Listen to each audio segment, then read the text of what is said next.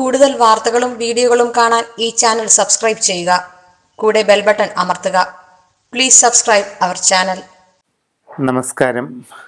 ജ്യോതിഷ പങ്ക്തിയിലേക്ക് എല്ലാവർക്കും സ്വാഗതം. യന്ത്രങ്ങളും രത്നങ്ങളും എന്ന വിഷയത്തെപ്പറ്റിയാണ് ഇന്ന് പ്രതിപാദിക്കുന്നത്. വിവിധ ഉദ്ദേശ്യങ്ങൾക്കായി താന്ത്രികമായ യന്ത്രങ്ങൾ എഴുതി പൂജ ചെയ്ത് ദേഹധാരണം നടത്തുന്നത് പൊതുവെ നൂറ്റാണ്ടുകളായി നമ്മുടെ നാട്ടിൽ നിലനിന്നു വരുന്ന ആചാരമാണ്.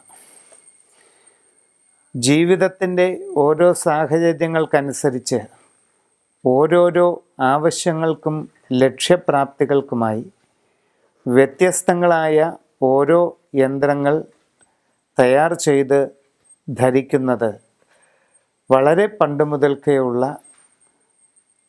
നമ്മുടെ നാട്ടിലെ ഒരു ആചാരം തന്നെയാണ്. അശ്വതി മുതൽ രേവതി വരെയുള്ള 27 നാളുകാർക്കും അവരവരുടെ ഇപ്പോഴുള്ള ഗ്രഹസ്ഥിതി അനുസരിച്ച് ഉദ്ദേശിക്കുന്ന കാര്യസിദ്ധിക്ക് വേണ്ടിയും തൽക്കാല ക്ലേശ നിവാരണത്തിന് വേണ്ടിയുമൊക്കെ ഏതേത് യന്ത്രങ്ങൾ ധരിക്കാമെന്നും അത് എപ്രകാരം ഉപയോഗിക്കാമെന്നും വ്യക്തമാക്കുകയാണ് ഇന്ന് ചെയ്യുന്നത്.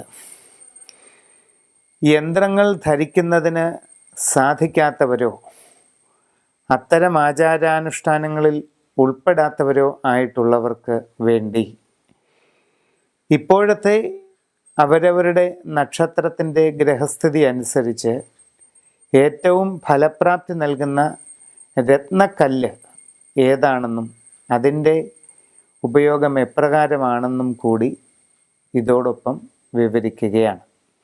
അശ്വതി മുതൽ രേവതി വരെയുള്ള 27 നാളുകാരുടെയും യന്ത്രങ്ങളും രത്നങ്ങളും ഏതൊക്കെയാണ് ഇപ്പോൾ ഉപയോഗിക്കേണ്ടത് എന്ന് പറയുന്നു.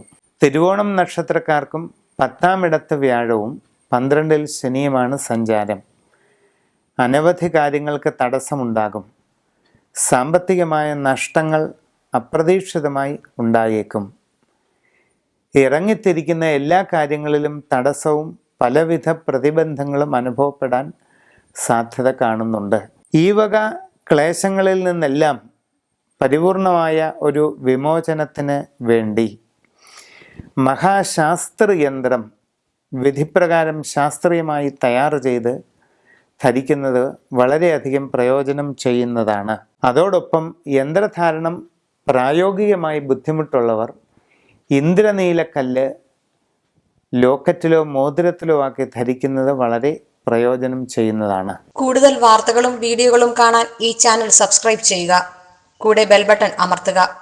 Please subscribe our channel.